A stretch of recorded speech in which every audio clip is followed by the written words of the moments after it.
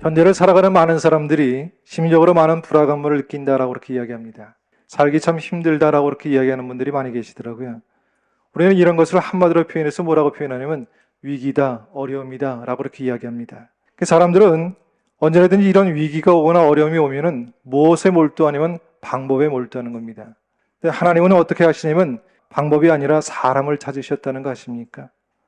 온 인류가 죄에 빠졌을 때 당대의 의인이었던 노아를 찾으시고 부르셨어요. 또 아브라함을 부르셨고요. 애굽의 노예로 살고 있던 이스라엘 백성들을 구원하기 위해서 모세를 부르시지 않았습니까? 이와 같이 하나님은 사람을 찾으신다라고 하는 겁니다. 자, 지금도 하나님은 그 위기 가운데 어려운 가운데 사명을 맡길 그 사람 찾고 계시다는 사실을 잊지 않기를 주님의 이름으로 축복합니다. 자, 그러면 이 시대에 꼭 필요한 사람은 어떤 사람일까요? 영적인 거장인 그 리처드 포스터라고 하는 사람이 이런 얘기를 했어요. 이 시대에 가장 필요한 것은 사람이라고요. 그것도 지식이나 재능 있는 사람이 아니라 하나님의 마음을 이해하는 깊은 경건의 사람이다 라고 그렇게 얘기했습니다. 그래서 위기를 소망으로 바꿀 사람이 누구냐라고 했을 때 성경은 한마디로 이렇게 표현합니다. 경건한 사람이다 라고 하는 겁니다. 한번 따라합시다. 경건한 사람. 오늘 이 짧은 말씀을 통해서 어떻게 하면 우리가 경건한 사람이 될 수 있는가를 가르쳐 주는데 두 가지를 말씀하셨어요. 하나는 뭐냐면 버릴 것을 버려라 라고 하는 말씀입니다. 왜 많은 사람들이 경건하지 못하고 하나님 만나지 못하는지 아십니까? 그것은 버리지 못하기 때문에 그렇다는 얘기죠. 수많은 사람들이 하나님을 따른다고 말씀을 따른다고 이야기는 해요. 하나님의 축복을 받겠다고 하나님의 자녀가 되겠다고 얘기를 해요. 그런데 여전히 내 양손에는 무언가 가득이 담겨져 있다는 얘기입니다. 돈에 대한 욕심도 있을 수 있겠고요. 지위와 명예에 대한 욕심도 있을 수 있겠고요. 내게 주는 즐거움을 쫓는 그런 것들을 들고 있을 수 있다라고 하는 말씀입니다. 왜 그렇게 교회를 열심히 다녔는데도 불구하고 내 삶이 변화되지 못할까요? 내 가정이 변화되지 못하고 왜 우리의 교회가 능력을 잃고 힘들다라고 이렇게 말하는지 아십니까? 여전히 우리 손에 많은 것이 들려져 있기 때문에 그렇다는 말씀입니다. 자, 양손에 너무 많은 것이 들려 있으니까 하나님을 잡을 수 없다 그 말씀입니다. 자, 여러분들의 양손을 한번 가만히 살펴볼 수 있기 바랍니다. 무언가 가득이 든 채로 주님을 따르고 있지는 않은지를 돌아볼 수 있어야 된다 그 말씀입니다. 오늘 교회 안에 수많은 성도들이 하나님 말씀보다는 오히려 거짓말에 속아 살아가는 경우들이 많이 있지 않겠느냐라고 하는 겁니다. 하나님의 말씀을 쫓기보다 망령되고 허탄한 신화를 쫓아간다라고 하는 말씀입니다. 이걸 버리고 살아갈 수 있는 우리 모두가 되기를 주님의 이름으로 축복합니다. 그리고 두 번째로 경건을 연습하라라고 이렇게 말씀하고 있죠. 자, 이거는 두 가지 의미를 갖고 있는데 저절로 그냥 되지 않는다는 얘기고요.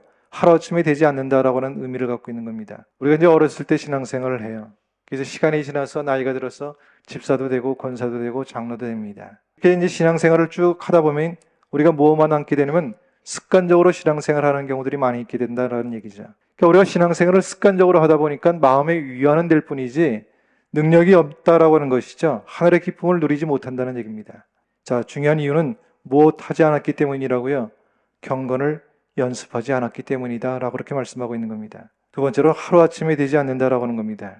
여러분 부흥에 한번 참석해서 내 삶이 경건해지면 얼마나 좋겠어요. 기도원에 가서 3일 금식하고 돌아와서 내 삶이 경건해지면 얼마나 좋겠습니까? 이것이 가능하지 않기 때문에 하나님께서 바울을 통해서 연습하라고 말씀하고 있는 거 아니겠습니까? 자, 이 경건에 이르기를 연습하라 라고 하는 이 말씀이 현재 시제로 되어 있거든요. 현재 시제는 그냥 거기서 끝나는 것이 아니라 계속적인 용법입니다. 한 번, 두 번이 아니라 하나님 부르시는 그날까지 믿음의 생활 내내 뭐 해야 된다고요? 훈련해야 된다라고 하는 겁니다. 자, 그러면 이 경건에 이르는 방법이 무엇인지 아십니까? 세 가지가 있다는 겁니다. 첫째는 하나님께 시간을 드리라고 하는 겁니다. 한마디로 말하면 하나님 만나는 시간을 꼭 가지라고 하는 얘기입니다. 두 번째는 하나님께 복종하라고 하는 얘기입니다. 내 생각대로 살라고 하지 말고 어려운 일이 생기면 하나님께 맡기고 기도하는 시간이 중요하다 그 말씀입니다. 또 하나 세 번째로는 교회 모임에 잘 참석하는 일이 중요하죠. 신앙생활은 나 혼자 할 수가 없다는 얘기입니다. 우리가 함께 하는 일들이 중요하고요. 우리라고 하는 것이 중요하다 그 말씀입니다. 자, 그러면 이 경건의 사람이 되면 어떤 일이 일어나느냐? 그 유익을 8절의 말씀에서 이렇게 말씀하고 있어요. 육체의 연단은 약간의 유익이 있으나 경건은 범사에 유익하니 금생과 내생의 약속이 있느니라. 이 땅의 축복을 받을 뿐만 아니라 저 하나님 나라 가운데서도 우리가 산 삶의 척도에 따라서 하나님의 상급이 우리를 기다리고 있다는 얘기입니다. 이 말씀을 놓치지 않기를 주님의 이름으로 축복합니다. 아침 안개와 같은 이 세상이 너무나 짧은 세상이 아닙니까? 내일을 보장할 수 있는 사람이 누가 있을 수 있겠습니까? 바라기는 주님의 마음에 맞는 그 믿음의 삶을 통해서 하나님의 기쁨을 누리고 살아갈 수 있는 저와 여러분이 다 될 수 있기를 주님의 이름으로 축복합니다.